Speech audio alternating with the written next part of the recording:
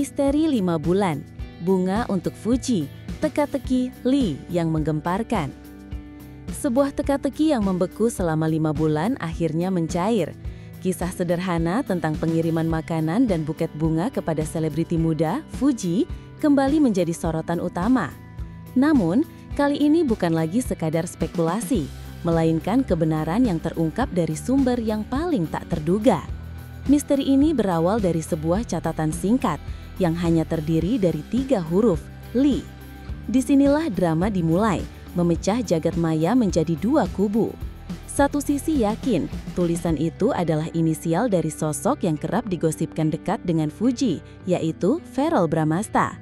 Mereka melihatnya sebagai petunjuk romantis, seolah pesan rahasia yang sengaja dilemparkan ke publik. Di sisi lain, muncul kubu yang lebih rasional, bersikeras bahwa Lee hanyalah singkatan dari merek toko bunga Violet. Perdebatan pun tak terhindarkan, memanaskan lini masa media sosial selama berbulan-bulan.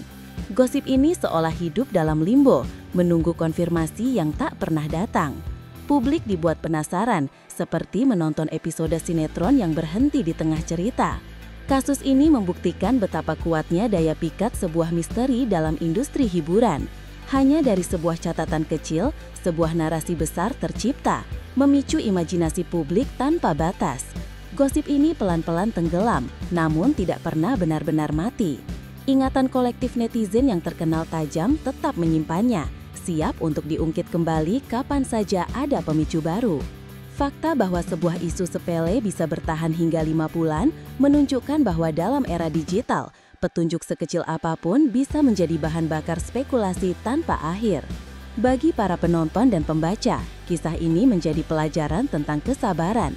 Dan dalam dunia hiburan, kebenaran terkadang memang memilih untuk datang terlambat. Pecah, pengakuan santai Vena Melinda yang mengguncang publik. Jawaban atas teka-teki itu akhirnya muncul, bukan dari klarifikasi resmi, melainkan dari momen santai di sebuah siaran langsung Instagram. Pada perayaan 17 Agustus, Vena Melinda, ibunda Verrell Bramasta, tampil santai bersama Bella Sophie. Di tengah obrolan ringan, Vena secara spontan melontarkan pengakuan yang selama ini ditunggu-tunggu publik. Dengan nada santai, ia menyebut bahwa makanan dan bunga yang dikirim untuk Fuji beberapa bulan lalu memang berasal dari putranya, Verrell. Kalimat itu seketika meledakkan kolom komentar. Reaksi spontan Bella Sophie yang tersenyum dan mengangguk seakan membenarkan bahwa itu bukan sekadar salah ucap, melainkan sebuah pernyataan nyata.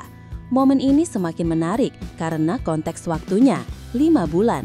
Publik menunggu, lalu kebenaran datang begitu saja tanpa agenda khusus. Peristiwa ini menunjukkan bahwa di dunia hiburan, rahasia tidak selalu terungkap melalui konferensi pers. Kerap kali, kebenaran muncul di tempat dan waktu yang paling tidak terduga. Fenomena ini juga menjadi peringatan bagi figur publik. Ucapan spontan mereka bisa menjadi berita utama dalam hitungan detik. Netizen dengan cepat mengutip, menyebarkan, dan mendiskusikan momen itu di berbagai platform. Pengakuan Vena Melinda menegaskan bahwa perdebatan panjang akhirnya menemukan jawaban resmi. Dan dalam era digital, momen terkecil pun bisa menjadi sejarah. Efek domino, dari humor kolektif hingga pijat kretek. Pengakuan Vena memicu reaksi berantai di jagat maya. Dalam hitungan menit, video pengakuan itu viral dan kolom komentar dipenuhi tanggapan. Banyak yang menertawakan betapa lamanya gosip ini akhirnya terpecahkan, sementara yang lain merasa mendapat kemenangan moral atas keyakinan mereka. Humor menjadi bumbu yang membuat gosip ini semakin hidup. Gosip ini membuktikan bahwa masyarakat digital menjadikan gosip bukan hanya sebagai konsumsi informasi, tetapi juga sebagai ajang hiburan kolektif. Namun, cerita tidak berhenti di situ. Perhatian publik kembali tertuju pada Fuji saat ia terlihat mencoba pijat chiropraktik. Video yang memperlihatkan ekspresinya yang terkejut segera viral. Namun, netizen dengan cepat menghubungkannya dengan Verrell yang juga pernah menjalani pijat serupa. Meskipun hanya sebuah kebetulan, publik dengan imajinasi kolektif mereka merangkai narasi baru yang kembali menghubungkan keduanya. Gosip sebagai industri, media dan narasi tanpa batas. Gosip ini menjadi contoh nyata bagaimana isu kecil dapat berkembang menjadi narasi besar yang terus-menerus diperbaharui. Dimulai dari buket bunga, tulisan Lee, hingga kebetulan pijat kretek, semua ini membentuk alur cerita seolah ada benang merah yang mengikat kehidupan Fuji dan Pharrell. Netizen membaca pola ini, mengubahnya menjadi kisah yang terasa lebih nyata dari fakta itu sendiri. Perdebatan antara mereka yang percaya dan yang skeptis justru menjadi bahan bakar bagi gosip ini. Selama ada dua kubu yang berdebat, percakapan akan terus hidup. Media hiburan dengan kecerdikan mereka memanfaatkan momen ini untuk meningkatkan engagement. Mereka tahu bahwa gosip adalah aset berharga yang bisa dimanfaatkan berulang kali. Pada akhirnya, pertanyaan besar muncul, apakah semua ini murni kebetulan atau bagian dari skenario halus? Isu semacam ini adalah emas bagi media karena mampu menghasilkan engagement tinggi. Sementara bagi figur publik, gosip, meski melelahkan, juga memberi sorotan yang memperkuat eksistensi mereka. Pertanyaan yang tidak terjawab justru menjadi magnet yang terus menghidupkan diskusi. Kasus ini membuktikan bahwa gosip telah bertransformasi menjadi semacam serial drama. Publik merasa seperti menonton serial dengan banyak episode, di mana setiap petunjuk baru adalah cliffhanger yang membuat mereka penasaran. Gosip tidak bergantung pada fakta semata, melainkan pada kemampuannya menciptakan rasa penasaran dan keterlibatan emosional. Ini adalah bagian dari industri yang membuat figur publik tetap relevan di mata masyarakat. Pharrell Bramastha akhirnya angkat suara, memberikan klarifikasi yang selama ini ditunggu-tunggu.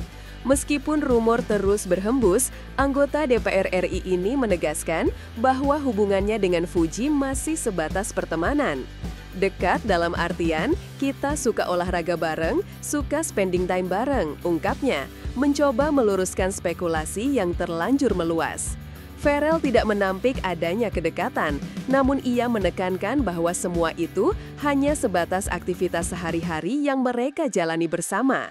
Meskipun kedepannya kita tidak pernah ada yang tahu ya, tambahnya, meninggalkan celah kecil yang lagi-lagi bisa menjadi bahan spekulasi baru bagi publik.